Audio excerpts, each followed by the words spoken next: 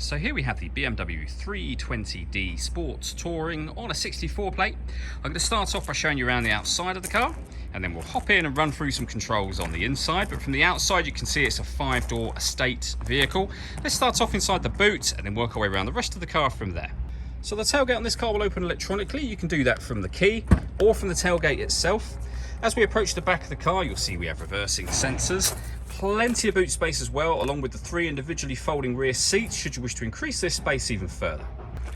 Okay, so we're just going to work our way back round to the front of the car, and then we'll hop in and run through some controls on the inside. But now that we've done a full circle of it, you can see it's in excellent condition the whole way round. Just briefly before we climb in, I think it's well worth seeing the interior from this exterior point of view. You get full leather seats. There's plenty to run through on the dashboard, so let's hop in and we'll do that right now.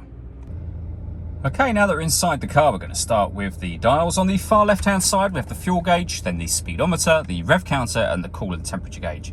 In the middle, you can see the total miles for the car. They are 95,502.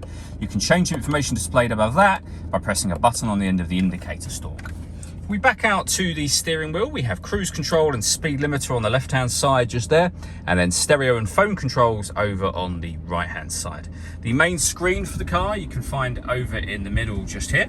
This is where you can access your radio, for example.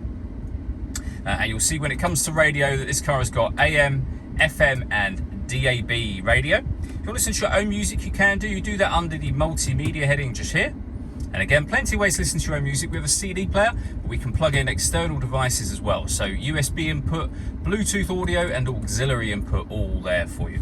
All of the movement I'm making on the screen is all being done using the iDrive system, which is essentially this dial, the buttons that surround it as well. So you can access your main menu, your telephone, for example, your satellite navigation. So if I press that button just there, and we come back up to the main screen, you'll see we're now on the sat-nav screen. This is BMW's professional nav, so it's the extra wide screen. Really nice, easy system to use. Working our way down from that, we have the main volume for the stereo, we have the CD player, we then have dual zone climate control, so you can adjust the passenger and driver temperature independently of one another.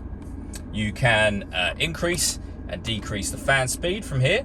You can determine where you'd like the air to be distributed for both driver and passenger. And when you're happy with those settings, you can turn your air conditioning off in this case, or back on again, or hit auto. The car will now maintain those temperatures by taking full control of the fan speed for you. You can override that at any time you wish to. We've then got the ability, you can turn auto off as well. We've then got the ability to turn the heated driver's seat on with 3 different heat settings, and the same for the passenger side just here. And then working our way out from that, we have a 6-speed manual gearbox. We can turn off our traction control. We can turn off the parking sensors, and this will change the driving setup of the car. So you're able to put the car into comfort, which is your everyday driving, sport mode. You've also then got the ability to come back all the way down to Eco Pro as well.